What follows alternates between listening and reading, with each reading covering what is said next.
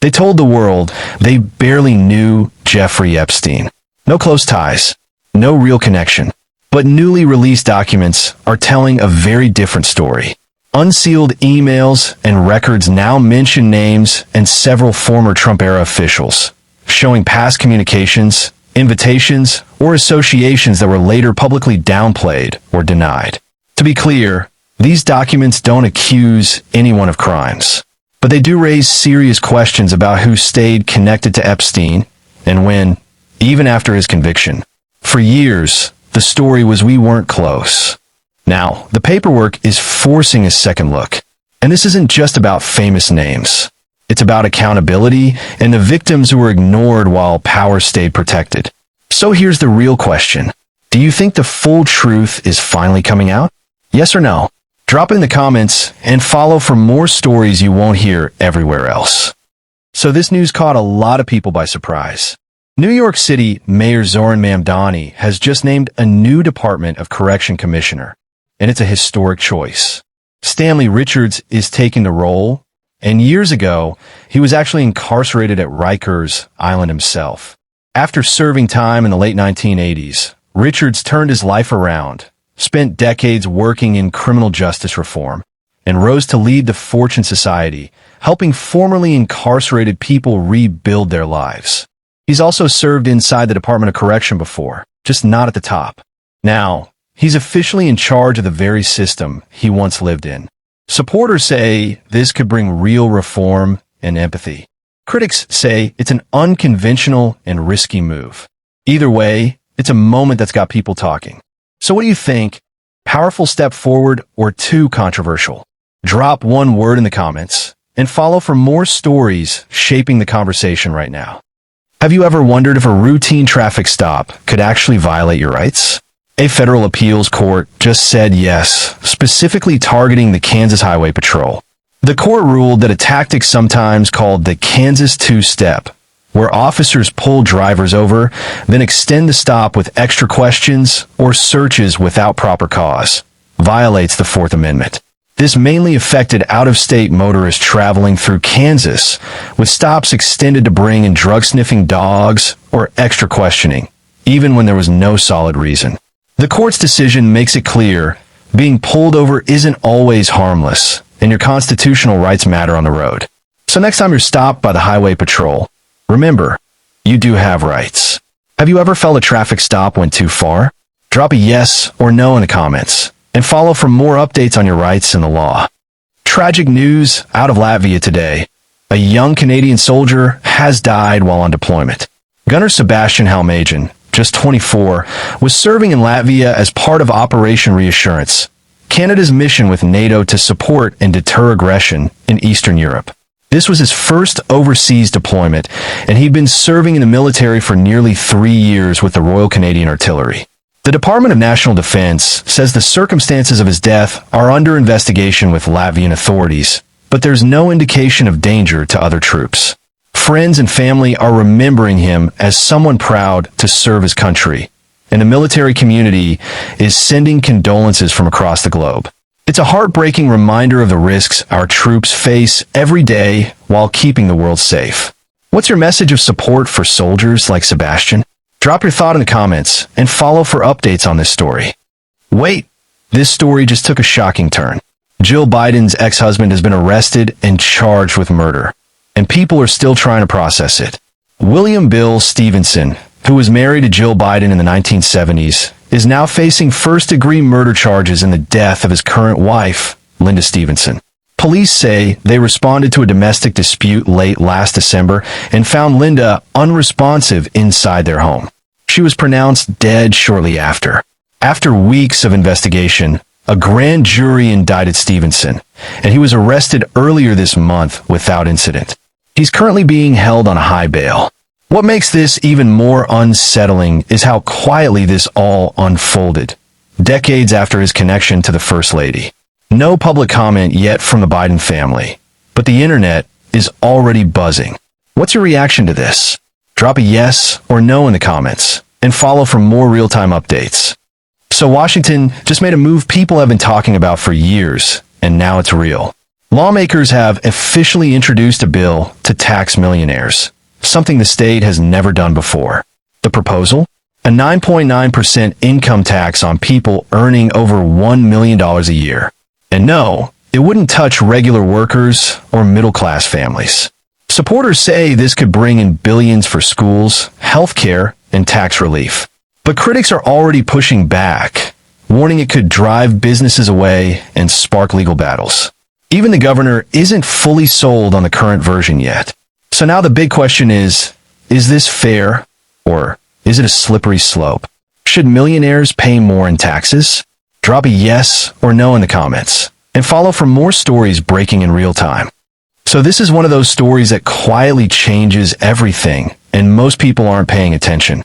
The U.S. is on the verge of letting go of its last major nuclear arms control agreement with Russia, and President Trump seems ready to walk away. The treaty, known as New START, has limited how many nuclear weapons both countries can deploy for over a decade. But now it's about to expire, and there's no clear plan to replace it. Russia says it's open to keeping limits in place for a bit longer, but Trump wants a brand new deal, one that includes China, or no deal at all. If nothing happens, this would be the first time in decades with zero limits on U.S. and Russian nuclear arsenals. And that's why experts are worried, because this could open the door to a new arms race. So here's the big question. Should there always be limits on nuclear weapons? Drop a yes or no in the comments, and follow for more stories you need to know. Big news for Aussies and sports fans alike. Australia is sending a massive team to the Winter Games 2026. A total of 162 athletes are headed to Milan Cortina, making this one of Australia's largest Winter Olympic squads ever. They'll be competing in everything from skiing and snowboarding to skating and bobsleigh. Yes, bobsleigh. And for many, training for these events means months in freezing conditions overseas, chasing dreams most people would never imagine. Fans are already buzzing about medal hopes in events like snowboard cross and freestyle skiing, where Australia has made a mark before. It's more than numbers. It's stories of grit, passion, and Aussie spirit on the snow and ice. So, are you cheering for Australia this Winter Games? Drop a yes or no in the comments, and follow for more Olympic updates as they happen. Big news from the Magic Kingdom. Disney has a new CEO. Josh D'Amaro is stepping up to lead one of the world's most iconic entertainment companies. He's been with Disney for over 20 years, working his way up through parks, experiences, and products. He takes over after Bob Chapek's departure, and insiders are saying D'Amaro's expertise could signal a fresh direction for Disney, balancing the magic of theme parks with the power of Disney Plus and streaming content. Fans and investors are already buzzing about what this could mean for upcoming movies, new park experiences, and Disney's streaming strategy. The big question now, can D'Amaro bring Disney back to its peak magic? What do you think? Is he the right person for the job? Drop a yes or no in the comments, and follow for more Disney updates as they happen. Hey everyone, big news out of Washington today. The House just cleared the way to end the government shutdown. After days of back and forth, lawmakers voted 217 to 214 on a huge $1.2 trillion spending bill. That means most of the government stays open and federal workers won't miss a paycheck. And right as this was happening, President Trump met with Colombian President Gustavo Petro at the White House to talk trade, security, and stronger ties between the two countries. Pretty full day, right? This vote gives everyone a little breathing room while the bigger fights, like immigration policy, are still on the table. So, relief for now, but the drama isn't over. If you're following this, hit that like button and share what you think. Do you think Congress is finally getting it together? Hey everyone, big update in Washington today. The Clintons are finally set to testify in the House Epstein probe. After months of back and forth and missed subpoenas, the House Oversight Committee was even threatening to hold Bill and Hillary in contempt of Congress. That would have been historic. A former president facing legal trouble? Wild. But late Monday, their team flipped the script. Hillary will testify on February 26th, and Bill follows the next day. This move comes after a long standoff and serious legal pressure, and it's got everyone talking. Whether you love them, hate them, or are just curious, this could finally bring some answers about Epstein's network, or just spark even more debate. What do you think? Should they testify under oath? Drop a thumbs up or thumbs down and let's hear your thoughts. Okay, this caused a serious uproar online. Late Thursday night, Donald Trump shared a video on his social media that included a clip portraying Barack and Michelle Obama in a racist and offensive way. People spotted it almost immediately, and the backlash was fast. Critics from across the political spectrum called it out, saying the imagery crossed a clear line, especially with how loaded and harmful it was. As the outrage grew, Trump's team tried to downplay it, saying it was just something reposted from the internet. But that explanation didn't slow anything down. By Friday, the video was quietly deleted after pressure kept mounting. No apology. Just gone. The Obamas haven't responded publicly, but the internet definitely has, and people are still debating whether this was intentional or reckless. What do you think? Was this a mistake or something more? Drop your thoughts in the comments and follow for more stories everyone's talking about. Big update in the Alex Pretty case, and people are talking. The two Customs and Border Protection agents involved in the fatal shooting of Pretty have finally been named. Jesus Ochoa and Raimundo Gutierrez, both federal officers, are now publicly identified, which has reignited protests and debates about transparency and accountability. Pretty, a 37-year-old ICU nurse in Minneapolis, was killed during a federal immigration enforcement operation, and his death shocked the community. Now, with the agents' identities out, questions are coming fast about what really happened and how the operation was handled. Both Ochoa and Gutierrez have been placed on leave while federal investigators dig into the case, but people are still demanding answers. What do you think? Should their names have been released sooner? Drop your thoughts in the comments and follow for updates as this story develops.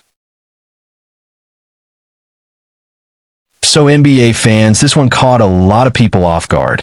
Philadelphia 76ers star Paul George has just been hit with a 25-game suspension. And yeah, that's a big one. The league says George violated the NBA's anti-drug policy after taking what's been described as an improper medication. According to George, it happened while he was seeking treatment for a mental health issue, and he's already owned up to the mistake. Still, the timing hurts. This suspension sidelines him for most of the regular season stretch run, putting serious pressure on the Sixers as they fight for playoff positioning. Now the big question is how Philly adjusts. More responsibility on Joel Embiid, Tyrese Maxey stepping up, and a lot of tough decisions ahead. So what do you think? Fair punishment or way too harsh? Drop a yes or no in the comments, and follow for more quick NBA updates you don't want to miss. Lindsey Vonn just gave us a masterclass in grit and determination. The Olympic ski legend suffered a major crash while training, tearing her ACL, MCL, and meniscus, a nightmare for any athlete. But here's the thing, Vonn isn't giving up on her Olympic dream. She says she still wants to be part of Team USA at the 2026 Winter Games in Italy, even if she can't race herself. At 39, she's already a gold medalist and an icon in the sport, but this setback shows the heart behind the medals. She's talking about coming back stronger or supporting the next generation of racers. It's not just about skiing. It's about refusing to quit when the odds are against you. So, what do you think? Can Lindsey make it back? Or is this the ultimate passing of the torch? Drop a yes or no in the comments, and follow for more inspiring sports stories. You know those Premier League nights that remind you why this league is pure chaos? Yeah, this was one of them. At Old Trafford, Manchester United looked comfortable. Case Moreau opened the scoring in the 19th minute. Cunha doubled it just after halftime, and it felt like game over. But football never warns you. Fulham hit back late. Jimenez from a spot, then an equalizer in stoppage time. Old Trafford went silent. Points slipping away. And then Benjamin Sesko. Deep into added time, one chance, one strike, and boom. United steal a 3-2 win right at the death. Absolute scenes. Meanwhile, Aston Villa had the opposite kind of night. A man advantage, home crowd behind them, and still lost 1-0 to Brentford after Ouattara's first half strike. Painful one for Villa fans. This is why the Premier League hits different. If you felt that drama, drop a soccer ball in the comments. And follow for more weekly football moments you don't want to miss. Hey football fans, what a night in North London. Arsenal just snatched a last-minute win over Chelsea. The Emirates Stadium was buzzing from start to finish. Both teams had their chances, but it was Kai Havertz who made the moment unforgettable, scoring in the 97th minute to give Arsenal a 1-0 win tonight and a 4-2 aggregate victory. Talk about drama. Chelsea fought hard, pushing until the very last second, but Arsenal held strong, and that final goal sent the home fans into pure celebration. London bragging rights are theirs, and the Gunners are now heading to the Carabao Cup final. If you watched that finish live, you know exactly what I'm talking about. Drop a soccer ball in the comments if you were on the edge of your seat, or tell us your favorite moment from the game. Sanford and Son fans, today's news hits hard. Grady DeMond Wilson, the beloved actor who played Grady on Sanford and Son, has passed away at 79. He wasn't just a sidekick. He was part of the magic that made this classic sitcom unforgettable.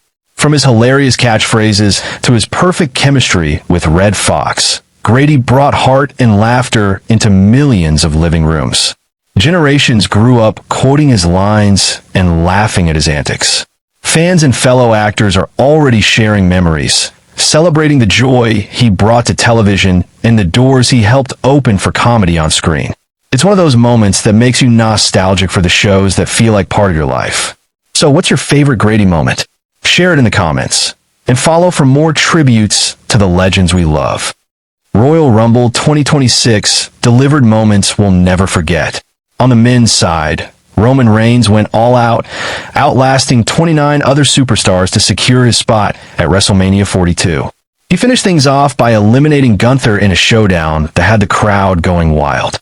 Over in the women's Royal Rumble, Liv Morgan finally claimed victory after years of chasing her moment. She tossed Tiffany Stratton last and punched her ticket to WrestleMania, giving fans an unforgettable underdog story. But the night wasn't just about wins. AJ Styles had an emotional match with Gunther, and after a fierce battle, he lost, marking the end of his WWE career. Fans gave him a standing ovation as he took his final walk up the ramp. It was a night of triumph, heartbreak, and history. So, WWE fans, which moment hit you hardest? Drop your favorite in the comments, and follow for more wrestling highlights you don't want to miss. Wow, the 2026 Grammys were absolutely wild. Bad Bunny made history-winning album of the year for Debbie Terrar Mas Photos, the first Spanish-language album ever to take that trophy. His speech? Pure emotion and pride. The crowd was loving it. Kendrick Lamar also dominated, scooping Record of the Year with Luther featuring SZA. The man is unstoppable. And Billie Eilish? She took Home Song of the Year for Wildflower, giving us chills. Rising star Olivia Dean was crowned Best New Artist, and the performances? Epic. Rose and Bruno Mars had the stage on fire, and fans were tweeting faster than ever. Of course, there were a few awkward moments, but that's part of the Grammy magic, right?